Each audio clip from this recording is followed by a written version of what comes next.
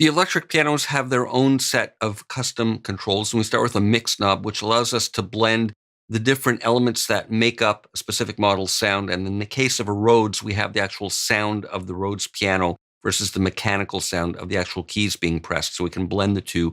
And these buttons act as a power button to turn each of these on or off. Now, another example is the clavinets for the mix. We have different pickups, so we can mix the different pickups together. So it changes from model to model. And we have a tremolo effect, which controls a modulation of the volume. And when auto pan is on, it pans it from left to right. And when it's off, it works in mono. So let's explore these.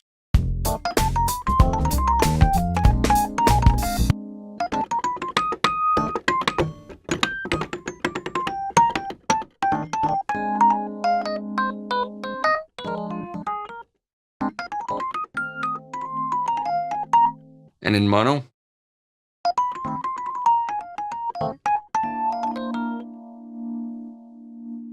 So in stereo, it goes from side to side.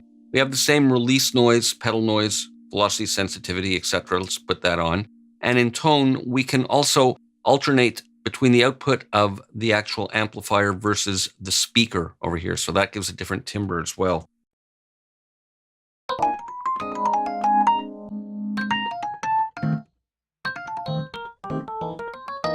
We have basic tone controls, and again, the timbre, which allows to shift the harmonics, and we can also have it respond to velocity.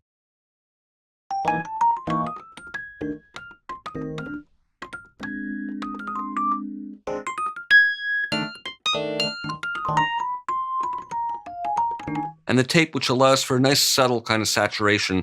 I'll drive the gain and use the pad, and you can really hear the influence of it.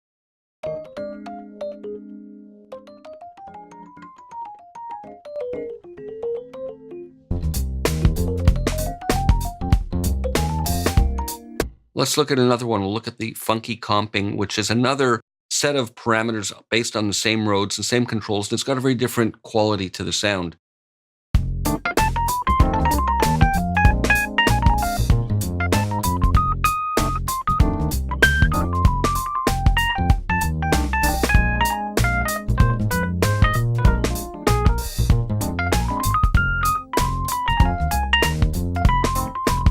And in the effect section, we have reverb, which we can adjust not only the amount and the time, but the size of the room over here. And we can optionally play it back in mono. And there are some time-based effects with very simple controls, just amount and the speed. And we can choose between different choruses and phasers.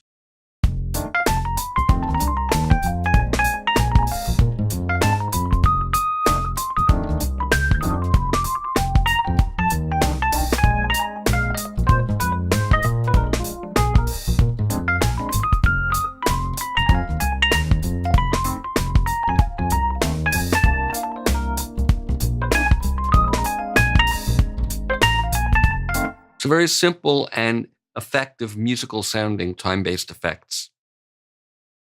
A lot of the keyboard custom controls also feature amplifier emulations. Like for example, this Wurlitzer patch over here emulates a Vox AC30 amp, and we can choose different cabinet sizes and adjust EQ. And there's even a boost control here, which acts kind of like a high gain switch.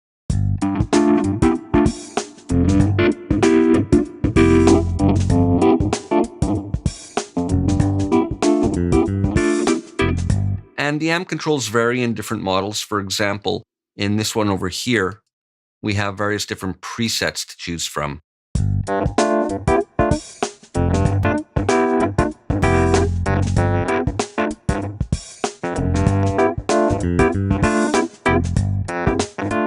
Again, based on an AC30. Now let me dial in another one over here. And in this family, we have one called Crunch Vox. And this one allows us to choose between a Vox and a Fender Twin reverb.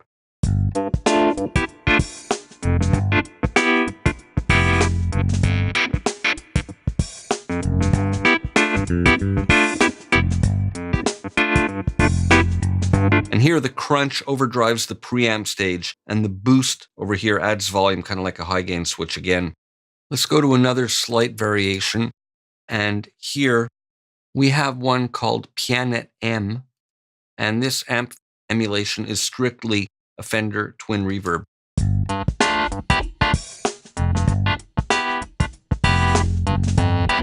And here the boost button overdrives the preamp section. Now we also have clavinets that use wah-wah custom controls, which are very interesting. So let's just go to the clavinet family over here. And a lot of these feature the wah-wah effect. For example, clavinet C wah crunch. We've got amplifier settings.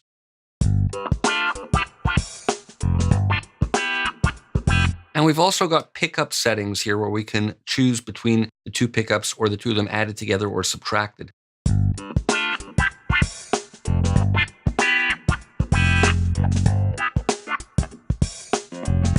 Now in the wah section, what this does is it creates the effect by having a resonant filter sweep up and down across the frequency range. And here we have the pedal, which is controlled via CC1, and I'll move my mod wheel and you can see it move over here.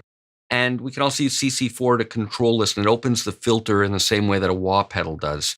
And I'll choose one of these to start with.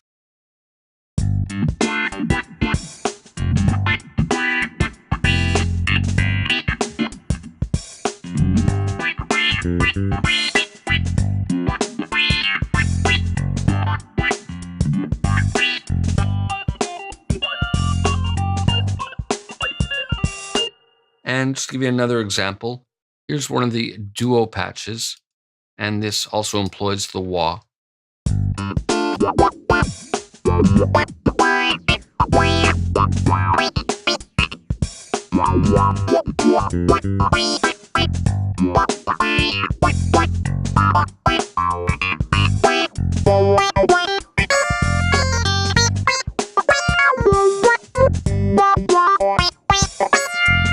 So the wah is controlled again by the mod wheel and CC4. So those are some of the examples of custom controls used in Keyscape.